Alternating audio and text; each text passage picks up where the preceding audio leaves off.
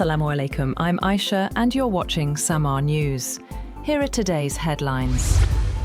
US President Donald Trump has urged Iran to get smart soon and sign a deal, following days of deadlock in efforts to end the conflict and a media report that the US would extend its blockade of Iran's ports. In a post on Truth Social, Trump said Iran couldn't get its act together. He said they don't know how to sign a non-nuclear deal without explaining what such a deal would entail. Iran wants some kind of US acknowledgement of its right to enrich uranium for what it says are peaceful civilian purposes. US President Donald Trump has instructed aides to prepare for an extended blockade of Iran as stalled talks leave the future of the Strait of Hormuz uncertain. According to US officials cited by the Wall Street Journal, in recent meetings, including a Monday discussion in the Situation Room with top security officials, Trump chose to continue preventing shipping to and from Iranian ports. Officials said the president assessed that maintaining the blockade carried less risk than his other options, resuming bombing or walking away from the conflict altogether. The blockade is being used as a high-risk attempt to force Tehran into nuclear concessions it has long resisted. Meanwhile, Trump's approval rating have sank to the lowest level of his current term, as Americans increasingly sour on his handling of the cost of living and an unpopular war with Iran. A new Reuters Ipsos poll, completed on Monday, showed 34% of Americans approve of Trump's performance in the White House, down from 36% in a prior Reuters/Ipsos survey, which was conducted from April 15th to 20th.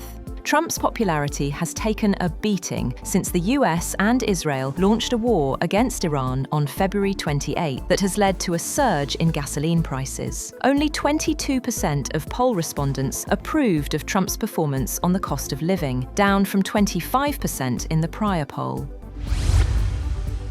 US intelligence agencies are studying how Iran would respond if President Donald Trump were to declare a unilateral victory in the two-month-old war. Two US officials and a person familiar with the matter said the goal is to understand the implications of Trump potentially pulling back from a conflict that some officials and advisors worry could contribute to deep Republican losses at the midterm elections later this year. White House spokeswoman Anna Kelly said the US is still engaging with the Iranians on negotiations and would not be rushed into making a bad deal. Britain's King Charles has told the US Congress that the United Kingdom and the United States must remain staunch allies in a more uncertain and dangerous world, even as deep divisions over the war with Iran have strained relations between the two longtime partners. Speaking during a rare joint meeting of the Senate and House of Representatives, Charles called for unity in defending democracy, supporting Ukraine, strengthening NATO, and resisting isolationism. He told US lawmakers that, whatever differences and disagreements they may have, they stand united in their commitment to uphold democracy and protect their people from harm. The speech was repeatedly interrupted by applause, with around 12 standing ovations during the address.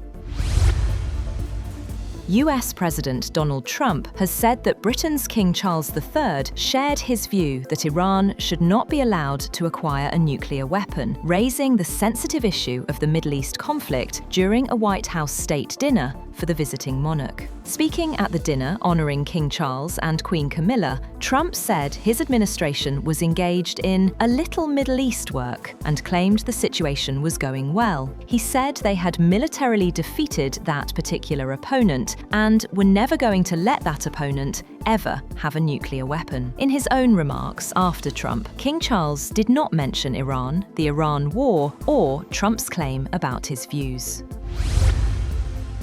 President Donald Trump welcomed King Charles and Queen Camilla to the White House, praising what he called the special relationship between the United States and Britain. Trump hailed the shared history, values, and wartime alliances between the two nations, while calling King Charles an elegant man and remembering Queen Elizabeth as an incredible woman. Talking to reporters after the Oval Office meeting with the King, Trump said Americans have had no closer friends than the British in centuries.